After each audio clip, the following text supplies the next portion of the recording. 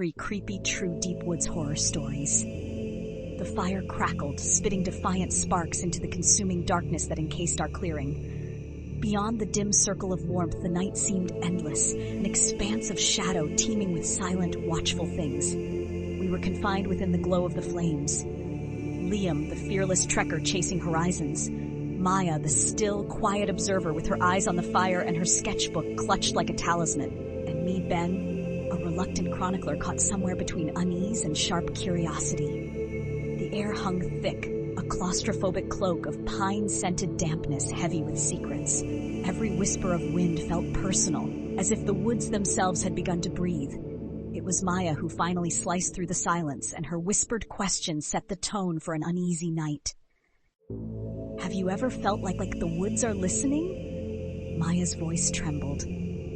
Though Liam laughed it off, his bravado seemed just slightly cracked at the edges. The conversation bent toward an eerie tale, something Maya had heard. A true story if you dared to believe it. A ranger in the 1970s, old and seasoned, patrolled the forests near Eagle Peak. His routine patrol turned sinister when he stumbled upon a bizarre campsite. Perfectly round circles were carved into the earth, some small, others large enough to swallow him whole. They radiated an unsettling energy. No footprints led to or from this haunting design, and when the ranger dared return the following day, they were gone, vanished, as though erased by the forest itself. Yet something lingered, unseen but palpable, as if the forest bore witness to something unworldly, something always circling, unseen. The fire sparked sharply as Maya concluded. We shivered, though no one admitted it. Needing distraction, or perhaps feeding the tension, I shared my own tale. It was one my grandfather swore was true. He had been out hunting one gray, fog-heavy morning near an old logging trail. The woods were a ghostly labyrinth wrapped in mist, barely visible yet suffocating. A sound had stopped him dead in his tracks. A wail, faint at first, mournful and sharp-edged as glass. It wasn't human, but it called out like a grieving soul, its sorrow vibrating through the fog. He turned, abruptly deciding there were things not meant to be understood, and fled. But the sound followed, growing louder, as though the very fog bore its weight, and pursued him like a predator. It wasn't until he reached the road that the sound stopped, swallowed as quickly as it had emerged. I could still recall the caution in his voice each time he repeated the tale. Don't follow the sounds in the woods. Don't. The night had grown colder, unspoken fear hung in the air like an uninvited guest. The trees, swaying gently in the breeze, whispered in a tongue only they could know. Liam broke the silence, voice low and deliberate, as though whispering would somehow keep the darkness at bay. This happened to a hiker. It still keeps search teams up at night, he began. She was alone, hiking near the border several years ago. When she failed to return, search crews combed the trails, but the wilderness offered no clues. After days of relentless searching, they found her. Her tent stood intact, but its contents had been thrown about chaotically, clothes, supplies, everything overturned. More disturbingly, her body was discovered nearby. She was eerily intact, her face locked in serene disbelief. No wounds, no signs of struggle, perfectly preserved as though death had gently taken her mid-thought. She faced away from the trail, eyes wide open, as if staring at something indescribable. The coroner uncovered no explanation, though among the search and rescue crew, a wordless understanding passed.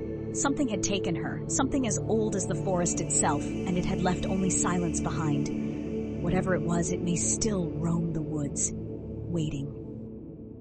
The fire spat embers violently into the night, but its light faded against the darkness encircling us. As dusk deepened into midnight, the tales we shared felt less like fanciful stories and more like whispered truths borrowed from the woods. Even silence turned loud, filled with phantom weeping and the shuffling of unseen forms in the shadowed depths beyond the fire. Our gazes ventured warily into the forest's maw, the ancient woods reminding us of our insignificance. Each creak of wood or rush of air felt weighted, like the forest brushed against our world with its unknowable vastness. We huddled closer to the flames, though their warmth seemed fleeting. More than stories, it was the eerie stillness, watchful knowing that kept sleep from coming. Our presence was unwelcome. Strangers in a realm of ancient secrets, we had begun to wonder, if the fire dwindled, what might emerge from the darkness? What might already be watching? I swallowed thickly, whispering into the tense quiet. Maybe we should call it a night. Yet we all knew that sleep would not come easy, if it came at all. Something wasn't finished with us. Not yet. The forest, eternal and unknowable, possessed a gaze. Every snap of a branch or wind-carried moan pressed that reminder into us. We were trespassers among the old gods of the trees. The fire could only burn for so long, and we all dreaded the moment when the shadows would claim the clearing. But until then, we listened.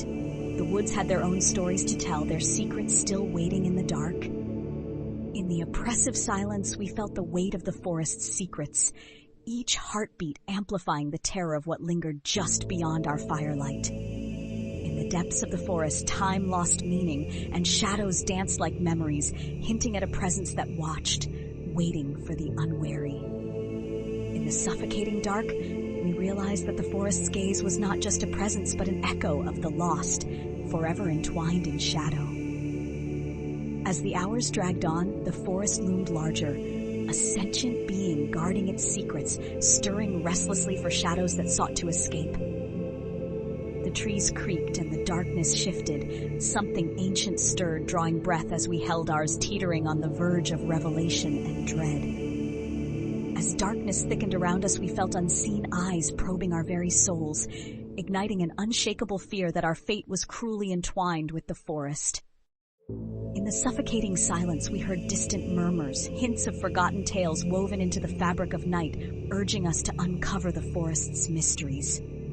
A chilling breeze swept through, carrying with it the scent of damp earth and the forgotten whispers of those who had wandered too deep. With every rustle of leaves, we felt the past pulse through the forest, a haunting reminder that we were not alone in the night. As night deepened, we ventured further, guided only by instinct, hoping to unveil the ancient truths that slumbered beneath the gnarled roots and twisted branches. Beneath the tangled vines and ancient trees, we sought the truth, driven by curiosity and haunted by the shadows flickering just out of sight. In that eerie stillness, we stumbled upon remnants of the past, weathered stones entwined in roots, bearing silent witness to stories yearning to be rediscovered. An inexplicable pull urged us deeper, where echoes of lost souls revealed ancient truths lurking in the shadows, intertwining fate with the forest's haunting embrace. In that haunting dawn, shadows receded, unveiling a path strewn with memories, inviting us to dive deeper into the enigmatic heart of the wilderness.